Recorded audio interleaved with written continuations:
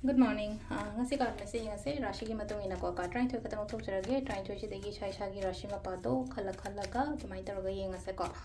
ado ahan basida leire ani shu basida leire ahum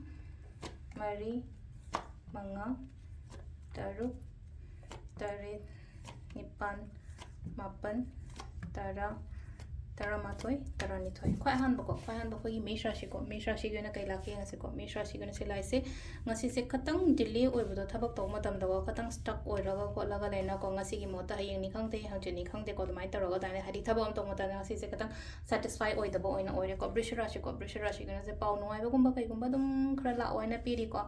Good news adagi potsing se ai aningba apamborom ta lakpa ko mithun rashi gi na haidi phatte haibadi aro ko tar ishai thanda yamna haidi ko doubt kumba kai gumba yamna create to buto oina oire ko kat yamna hona ga daba numit oina oi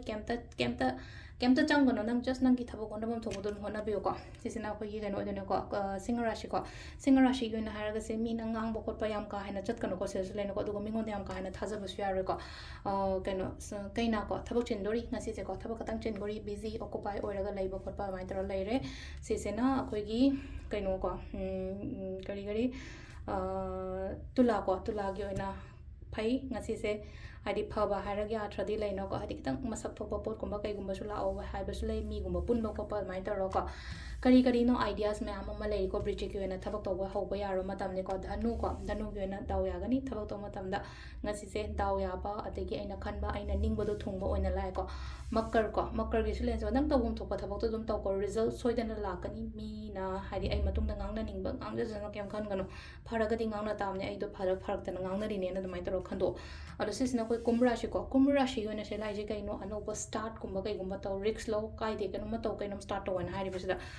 last ki minna sinan silai je ko haidi sida lena ko mirak tillo khara mi tino mirak tillo haidi ketang ke na mong na ko na katang chathok kotok tana ga taw ko pa mai taro ga ni ko silai je sida lere khoi gi